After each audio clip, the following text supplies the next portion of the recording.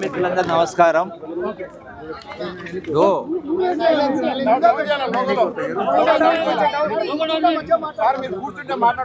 Media మిత్రులందరికీ నమస్కారం. నిన్న మధ్యాహ్నము కేటీఆర్ ప్రెస్ మీట్ పెట్టి అందులో కేసీఆర్ అధికారులకు వచ్చిన తర్వాత బీఆర్ఎస్ పార్టీ అధికారులకు వచ్చిన తర్వాత మేము 3,50,000 కోట్లే అప్పు చేసినాము, అంతకంటే ₹1 ఎక్కువ అప్పు చేయలేదు అని చెప్తూ కేసీఆర్ అధికారులు రాకముందుకు 72,000 కోట్ల రూపాయల అప్పు ఉందని కేటీఆర్ చెప్పిండు. అది వాస్తవం. ఏది 72,000 కోట్లది 2014-15 సంవత్సరం అంటే కేసీఆర్ ముఖ్యమంత్రి నాటికి 72,658 కోట్ల రూపాయలు రాష్ట్ర ప్రభుత్వం అప్పు.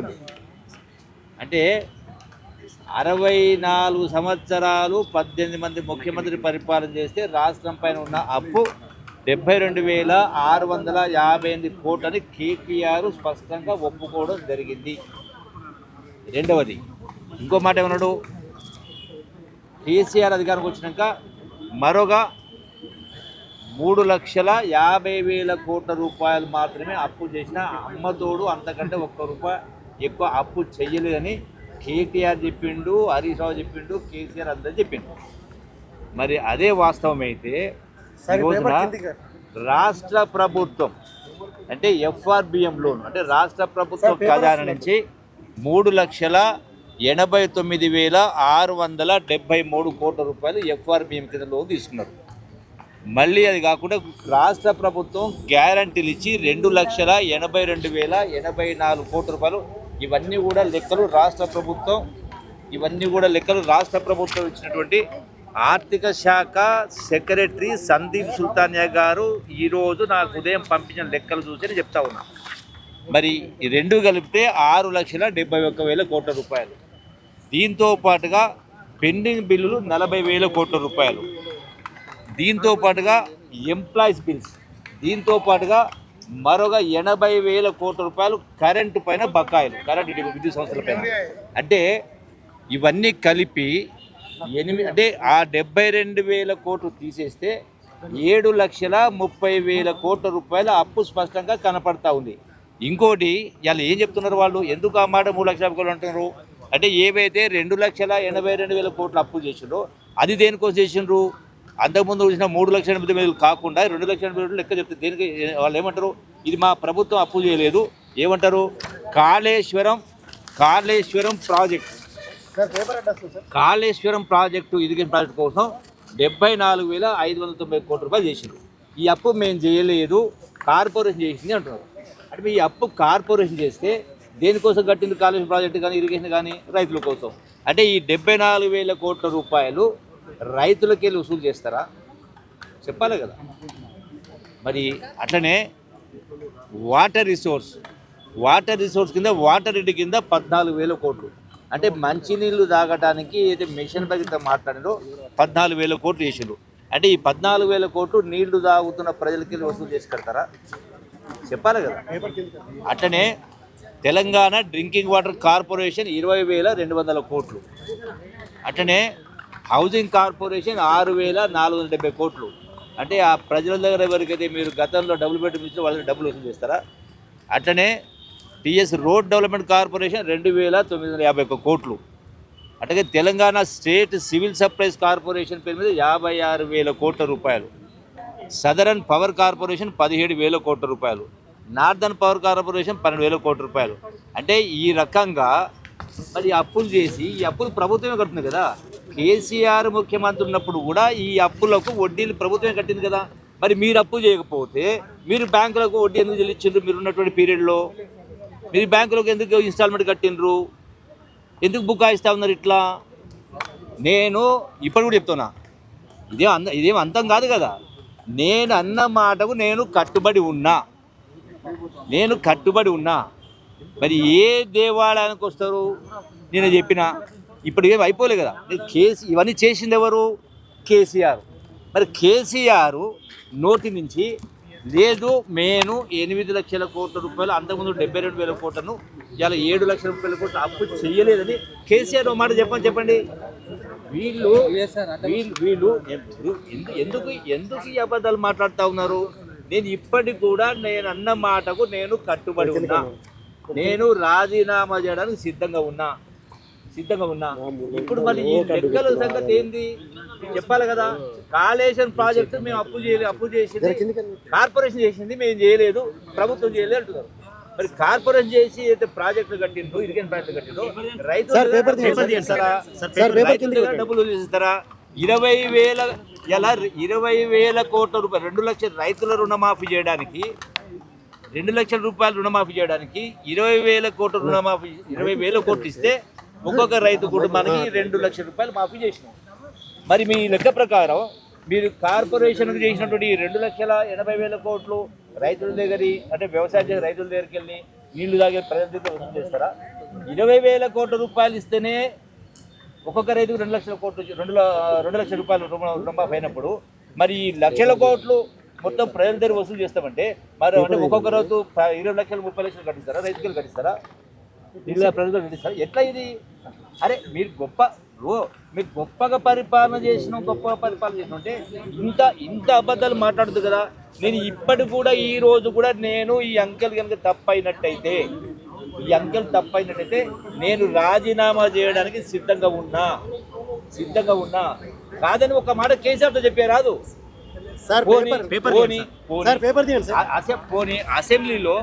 అసెంబ్లీలో చర్చ జరిగింది కదా, ఇవన్నీ వచ్చినాయి కదా. ఏదో డొంకదుడు సమాధానం చెప్పారు.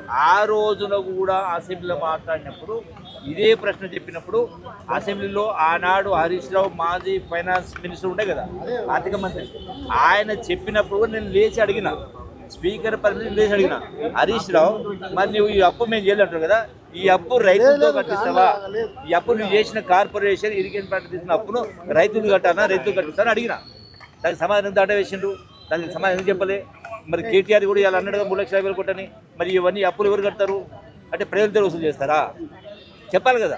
ఈ మాటను కేసీఆర్ తోటి ఈరోజు పోనీ వాస్తవంగా చెప్పాలంటే నిజాయితీ ఉంటే నిజమైతే ఎందుకు బయటకు వచ్చి చెప్తలేడు కేసీఆర్? చెప్పండి. పోనీ ఇవాళ ప్రెస్ మీట్ పెట్టి కేసీఆర్ మాట చెప్పు. సరే, కేటీఆర్ హరీష్ రావు అనేది ఆ కేసీఆర్ దగ్గర పిల్లలు. మరి కేసీఆర్ను నేను ఇప్పటి వరకు ఎప్పుడు కూడా అన్న మాట తప్పలే. ఆనాడు కూడా తెలంగాణ ఉద్యమంలో పిల్లలు చనిపోతూ ఉన్నారు. తెలంగాణ రాష్ట్రం ఇప్పుడు డబ్బు మళ్ళీ 100 ఏళ్ళైనా రాదు. పదవులు వస్తే రాకపోతే కొంపలు మునిగేది ఏం లేదు, మన జాగిరి ఉండేది లేదు, ఇది ప్రజల ఆస్తి కాదు పదవులు అంటే అని చెప్పి ఆనాడు కట్టుబడి రాజీనామా చేసి పాదయాత్ర చేసినాం.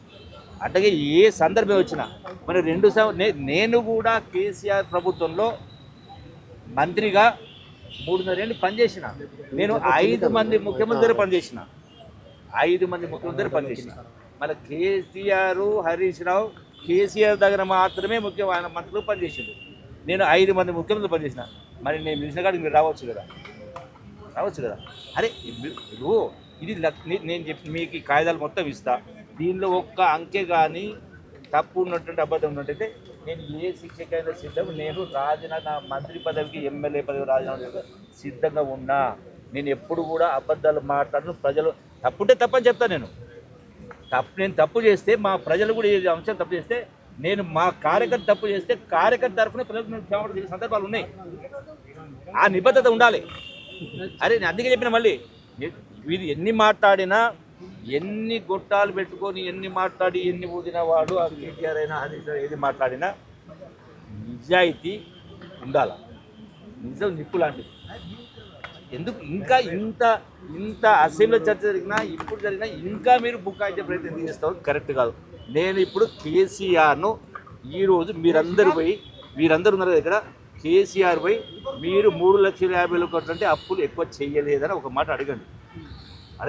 నేను రమ్మని పిలుస్తున్నా కేసీఆర్ను. ఏ కిరీటం కింద పడిపోదు. సరే సీటు పోయిందో కానీ కిరీటం కింద పడదు. నేను పిలుస్తున్నా. పోనీ జూపల్లి నగర మంత్రి పని ఆయన పిలిస్తే నేను పోయేదని వాళ్ళు అనుకుంటే మీరందరూ మీడియా పెట్టి చక్కగా పోయి కేటీఆర్ దగ్గర ఈ గొట్టాలు కేసీఆర్ ముంగట పెట్టండి. ఇది జూపల్లి గారు ఇట్లా అన్నారు.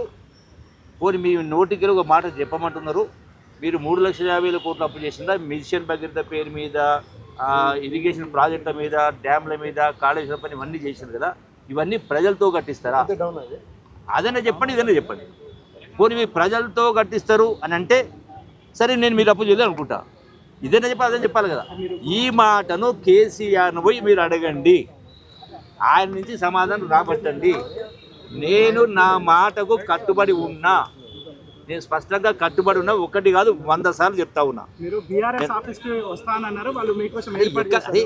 ఎక్కడికో క్వశ్చన్. ఇప్పుడు నేను యాక్చువల్లీ ఈరోజు అదేది మన గాంధీ భవన్ దగ్గర ప్రజల విజ్ఞప్తి, ఈరోజు నా డ్యూటీ ఉంది గాంధీ భవన్లో, అందరి ప్రజలు విజ్ఞాపన తీసుకున్నాం. నేను అటు పోతా ఉంటే సమాచారం వచ్చింది, హరీష్ రావు ఈ యొక్క అమరవీరుల స్థూపకానికి వస్తుందని చెప్పి తెలిసింది.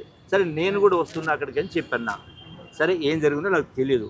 సరే ఏం కొంపలు మునిగిపలు మించిపోలే కదా. ఇప్పుడు చెప్పండి అంటున్నా.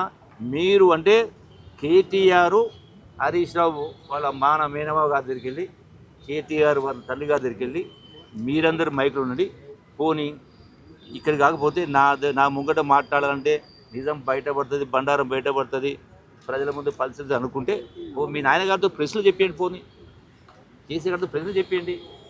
మేము 3,50,000 కోట్ల అప్పు చేసి, అరే ఇంత అప్పుకు ఈ రోజున నెలకు సుమారుగా సబ్జెక్టు కరెక్షన్ సుమారుగా 6,000 కోట్ల రూపాయలు. దాపరికి వెళ్ళారు. ఈ 8 లక్షల కోట్ల అప్పుకు బ్యాంకు వడ్డీ గత ప్రభుత్వాలు 7%, 8%, 9% రిజర్వ్ అప్పు తెచ్చుకునేది. అంటే సంవత్సరానికి, అంటే నెలకు 70 పైసలు పడేది. పోనీ 10% లెక్కేస్తే 8 లక్షల కోట్లకు 8 లక్షల కోట్లకు ఎంత వడ్డీ అవుతుంది? 80,000 కోట్లు అవుతుంది. పోనీ 7% పెట్టి 8% పెట్టుకోండి, 8% చొప్పున 8 లక్షలకు 8 నెంబర్లు 64 కోట్లు అవుతుంది. 64 కోట్లు 64 కోట్లకు 12 నెలలకు బాగిస్తే ఎంత వస్తుంది? 6,000 కోట్లు అవుతుంది కదా, 1272 సుమారుగా. అంటే సుమారుగా 6,000 కోట్ల నెలకు వడ్డీ కడతాను. నెలకు 6,000 కోట్లు వడ్డీ కడతా ఉన్నామంటే సంవత్సరానికి సుమారుగా 70,000 కోట్లు వడ్డీ కడతా ఉన్నాం. మరి ఆ వడ్డీ కట్టిన లెక్క కూడా ఉంది. ఈ మధ్య కాలంలోనే వడ్డీ కట్టినటువంటిది సుమారుగా 1,80,000 కోట్ల రూపాయలు. హిట్ టీవీ యాప్, ఇందులో short news, live news, entertainment shows, movies, digital magazines తో పాటు మీ జిల్లా వార్తలను కూడా ఫ్రీగా చూడొచ్చు. ఇంకెందుకు ఆలస్యం, వెంటనే హిట్ టీవీ యాప్ ని డౌన్లోడ్ చేసుకుని ఫ్రీగా ఎంటర్టైన్మెంట్ పొందండి. Hit TV app. Hit TV app. Please download hit TV app. Hit TV app ని ఫ్రీగా డౌన్లోడ్ చేసుకుని ఎంజాయ్ చేయండి. మీకు నచ్చిన ఎంటర్టైన్మెంట్ కోసం హిట్ టీవీ యాప్ ని ఫ్రీగా డౌన్లోడ్ చేసుకుని ఎంజాయ్ చేయండి. హిట్ టీవీ యాప్ ని డౌన్లోడ్ చేసుకుని ఆస్వాదించండి, ఆశీర్వదించండి. ఇంతమంది సెలబ్రిటీలు హిట్ టీవీ యాప్ ని డౌన్లోడ్ చేసుకోండి అని చెప్తున్నారంటే ఎంత మంచి యాప్ ఆలోచించండి. అమెరికా అమెరికాలో చదవాలనుకునే వాళ్ళకి విశ్వసనీయమైన పేరు మన శౌర్య కన్సల్టెన్సీ. UK లో 1 year masters, UK లో 1 year masters, 2 years work permit up to 5 years visa. Contact Saurya Consultancy. Contact 89851 89851.